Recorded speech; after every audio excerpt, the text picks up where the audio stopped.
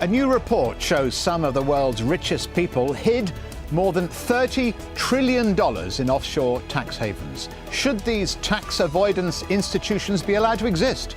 And why do wealthy individuals hide their money abroad? Is it greed or lack of trust in their governments?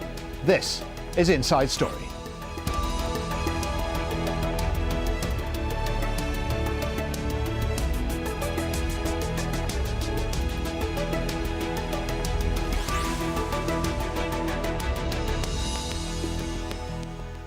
Hello and welcome to Inside Story. I'm Stephen Cole. A couple of weeks ago, we learned that Barclays traders had been deliberately lying about fixing LIBOR interest rates to maximise their own profits on currency dealings.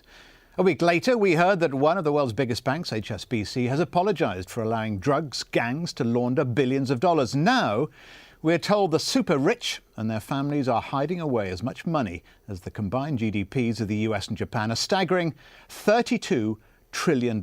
Yes, that's 32, followed by 12 noughts. Out of an estimated world population of 7 billion people, just 10 million people hold offshore accounts containing $32 trillion. And half of that amount is owned by just 100,000 people. They surely are the super rich. It's thought that $500 billion has left Russia since 1990, and so the tax on that money has not been invested in the home country. In sub-Saharan Africa, if governments there had been able to tax the many hundreds of billions sent abroad, it would have been enough to pay off their crippling debts. Despite the criticism it can attract, the process is legal and is used on a daily basis by banks around the world.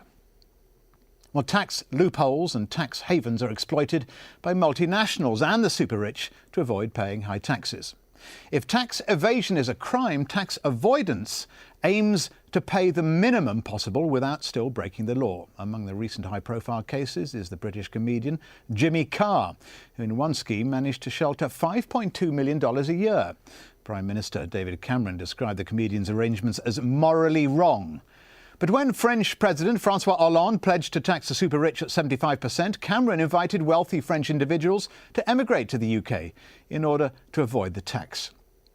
As for the companies in the United Kingdom, Vodafone and the Topshop Arcadia Group also are accused of avoiding tax. Topshop's owner has been criticised for living in a tax haven and still using public services, but without wanting to pay for them.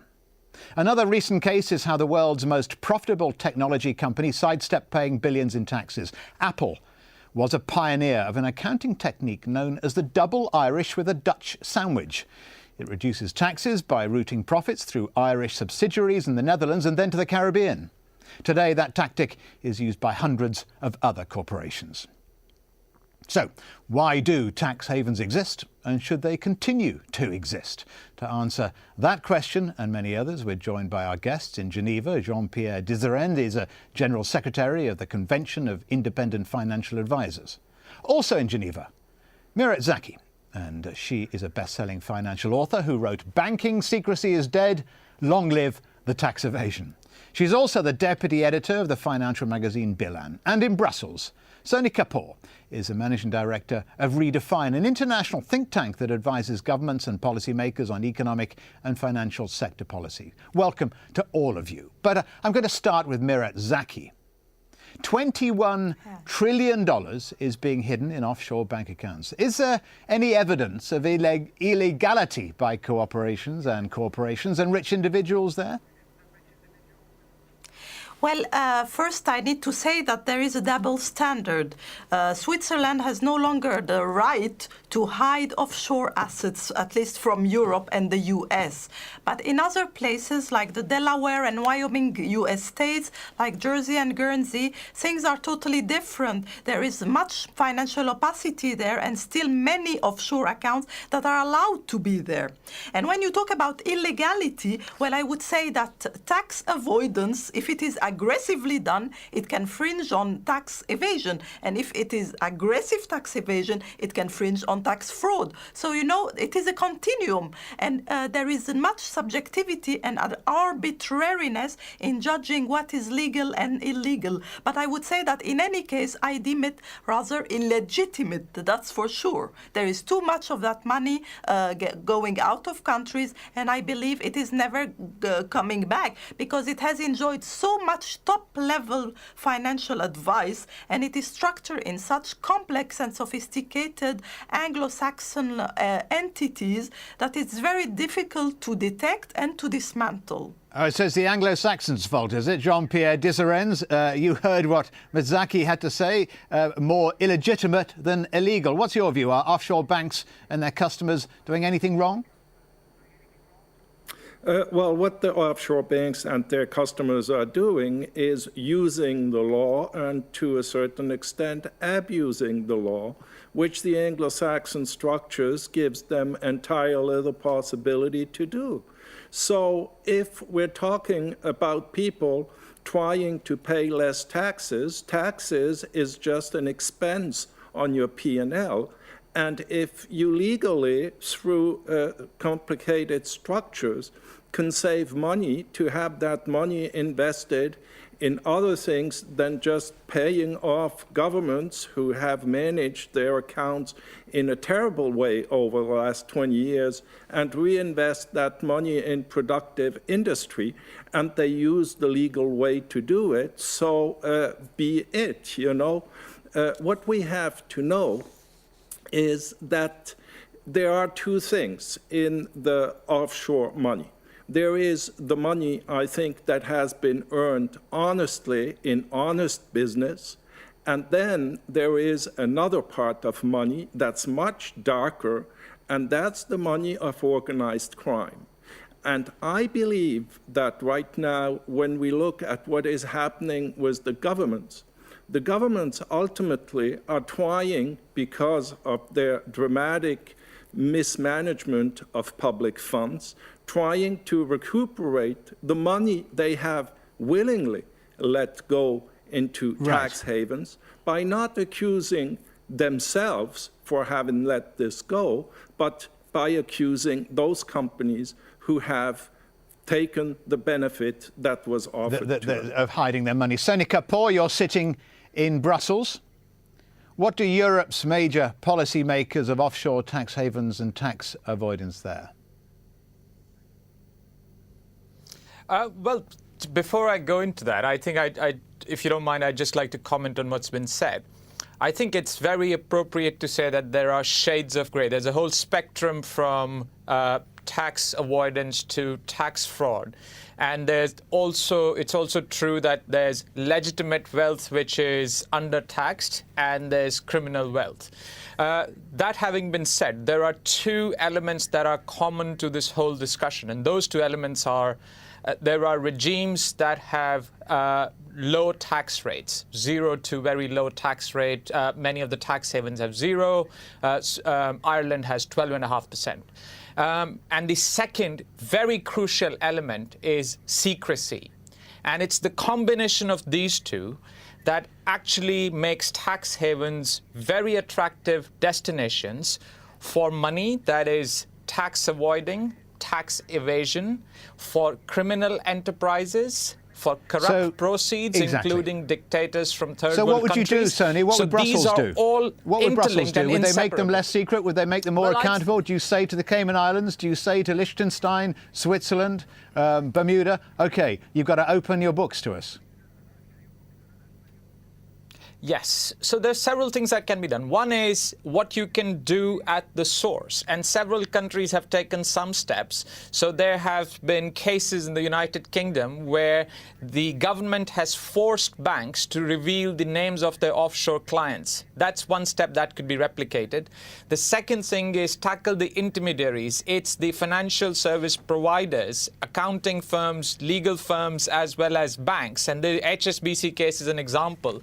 By making the financial intermediaries liable, you significantly choke the flow of such money. And the third is action against tax havens. And the US has demonstrated some advantage of this. The US is punching its economic weight to get islands such as the Cayman Islands, and with the UBS deals, countries such as Switzerland, to take a much more cooperative approach. The European Union has failed to do that, where every country is trying to act on its own, and it doesn't doesn't help that Luxembourg and Austria are tax havens of their own nature. So we need a collective response where the threat of sanctions, of choking off flows to these countries is enough to ensure more compliance and cooperation. OK, well, let's have a look at tax havens, that issue, seems to raise it. And then, Marit, we'll come to you for an answer. We spoke to the economist John Christensen from the Tax Justice Network, an organisation which is, as you all know, fiercely critical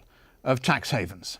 In many cases, it's the politicians and their cronies and their families and so on, and the business people who sponsor the political parties who are using these offshore services themselves. So they've got no personal interest in closing it down. If they wanted to close it down, they could do it tomorrow.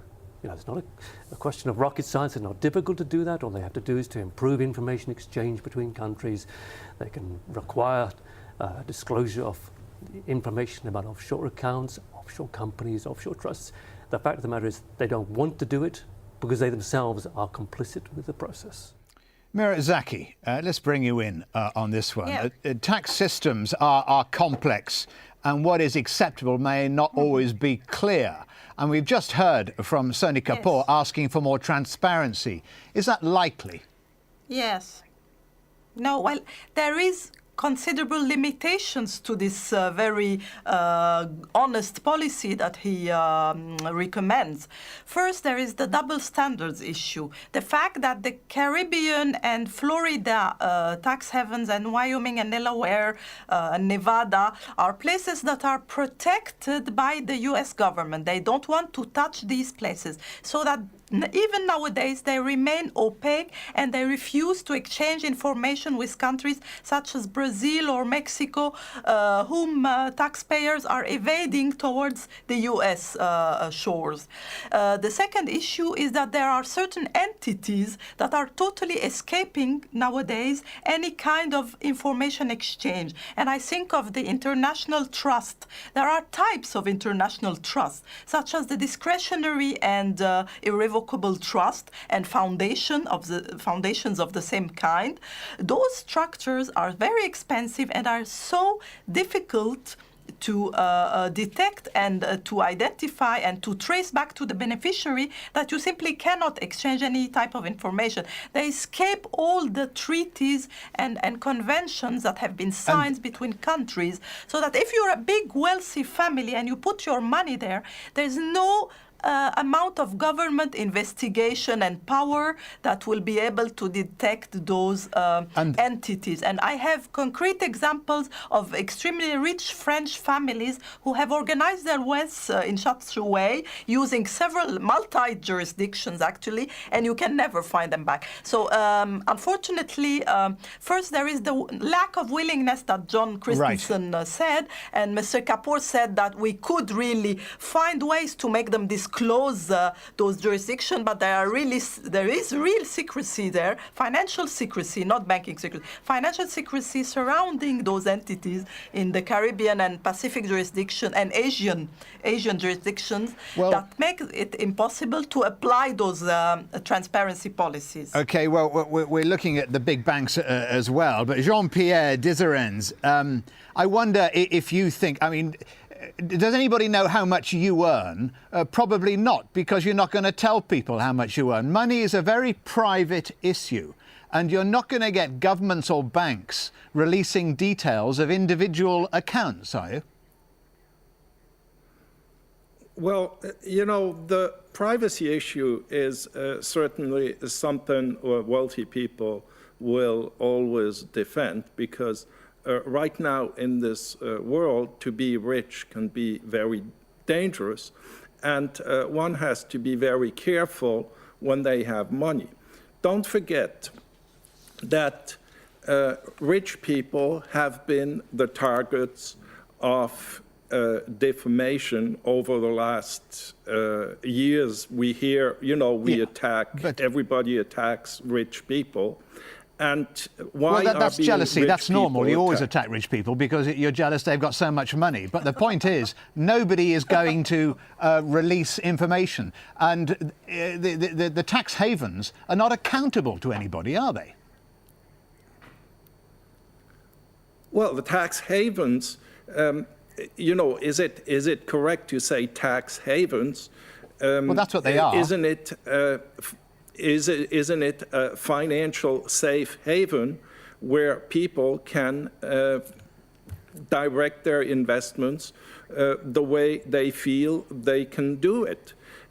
Best do it for themselves and for the future of the money they have earned honestly. And I like to insist on the term honestly, because we have to be very careful not to mix the criminal money with the money that has been generated from well, this is a very important point, Jean-Pierre, because how can you tell down there in the vaults which money has come from money laundering and which money has come from somebody's piggy bank somewhere, somebody's savings? Sony Kapoor.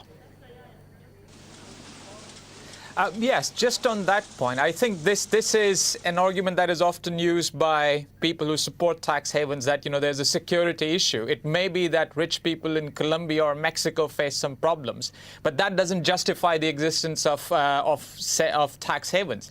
The second is, if it is honest money, then by definition it is not money that is needed to be secreted away in an opaque jurisdiction such as a tax haven. And I'd like to support the point that the previous speaker made. There is definitely a double standard wherein banking secrecy is targeted and jurisdictions such as Delaware and the City of London, which are equally complicit. It's a problem that afflicts both. So when I mention the policy recommendations that we are talking about, that needs to be applied across the board to banks and non-banks financial secrecy issues. The fact of the matter is that this is a collective action problem, not too different from tackling climate change. We estimated a few years back that for every additional euro of revenue that a government such as the Cayman Islands earned from being a tax haven, it led to a loss of about 25 euros of tax revenue to legitimate economies, both developed and developing. So one could actually think of a scenario where there's an international agreement that says, okay, you're a small island economy, you can't have, too much of a diverse economy. We are going to give you aid. But there's a collective clampdown against this tax haven. The additional tax revenues would be more than enough to compensate the countries that lose out, right, that are remote islands in the middle of nowhere. But at the same time, tackle corruption, tackle crime, and tackle the rising problem of inequality. Well, there is always a journalistic saying, isn't there? Sort of follow the money, and you'll come to where the crime begins. Yes. Mirat Zaki, there are trillions of dollars being secreted abroad in offshore tax havens. That works out, we reckon, on Inside Story, that works out at $280 billion in lost income tax revenues. And that is a huge black hole in the world economy. And I'm thinking if all the money from Greece that wasn't paid in taxes was released from some of these banks, you wouldn't have a problem. Exactly. So this is making the burden on us, the middle class, get even heavier, because we have to pay double tax. But it's not just the middle class, is it, Marat? It's also the working class. If you take that money out of the economy, it means taxes are going to be high for the people right at the bottom as well. For the bottom, maybe they're paying less taxes, but I'd say that the middle class is paying the heaviest burden because they earn reasonably well. But of course, the working class as well. So that the people who are in the real economy, who have honest salaries, are having to pay much more to compensate for the ultra-rich evasion, against which we can't do much, because if you're ultra-rich, you can buy yourself basically a license to evade. It's a luxury product nowadays. Evading, getting yourself an offshore trust is a luxury product. So if you have the money to buy it, you'll evade. If you are a medium-sized wealth, you have not really the means to evade, so you have to declare. So this is the point now. So there is an enormous parallel market, the market of the wealthiest tax evasion, that is a flourishing market, and it is the Anglo-Saxon financial industry that has captured most of it, and also the Asian centers like Hong Kong, so that if London and Washington and China don't participate in this collective talk about tax evasion, nothing can be done. Exactly. And These three powers have to when we talk participate. about all the hidden money going abroad, it's been estimated in Britain that there would be a tuppence in the pound reduction in taxes right at the lowest end of the country. But Jean-Pierre Desarens,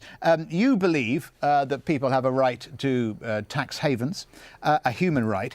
But what do you think about the money just sitting there in the vault in these very unequal times when people are very aware of the disparities in wealth and income around there, more aware than any time before? And don't you suspect that people are going to be gunning for you and gunning for these tax havens? Well, what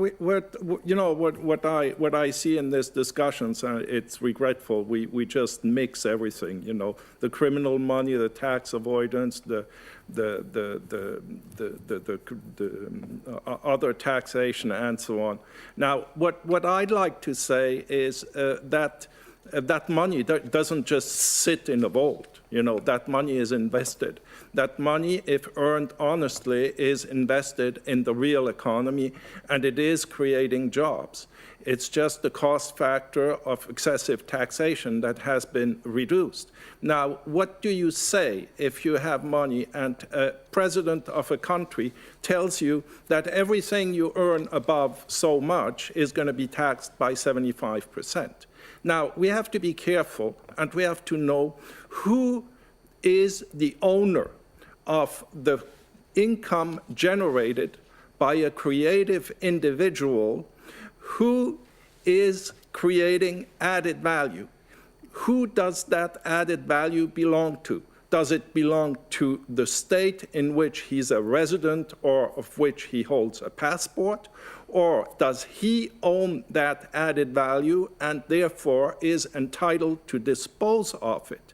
Now, I think we have a basic question, and we have to ask who is the owner of the funds generated by creative minds. And creative minds look at what happened with IT companies, what they have brought, and these people have become immensely rich because they are creative, because they create added value, and of course, these people will try to maximize their income and reduce the tax burden. Now, this is not a criminal activity.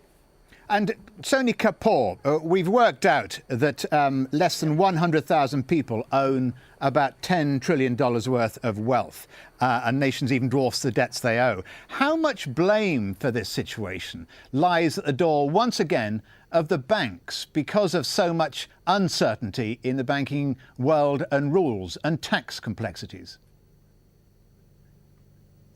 Well, what's really not brought out in the discussion is the very strong interlinkage between financial instability and the so-called tax havens. And I can give you an example. I used to trade derivatives, and it's been estimated that between a quarter to a third of all the derivatives trade, and we are talking here about $600 trillion every year, is in one way or the other linked to efforts to reduce the tax burden.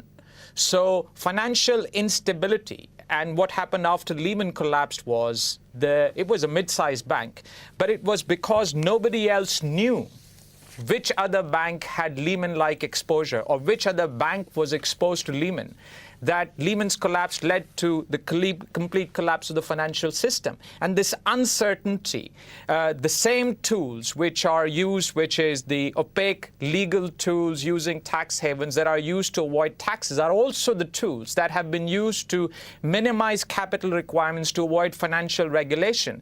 So to the extent that financial instability and tax avoidance and tax evasion go together, this is hugely dangerous. And I think think that banks lie at the heart of the system, because no matter whether you're using trust or whether you're using secret bank accounts, it is the banks which eventually channel the money, even if it goes into investment. As the question suggested, everything comes back to the banks, doesn't it? There is a saying, there are only two certainties in life, death and taxes. Until now, of course, unless, of course, you are a major corporation or you have very expert tax advisors.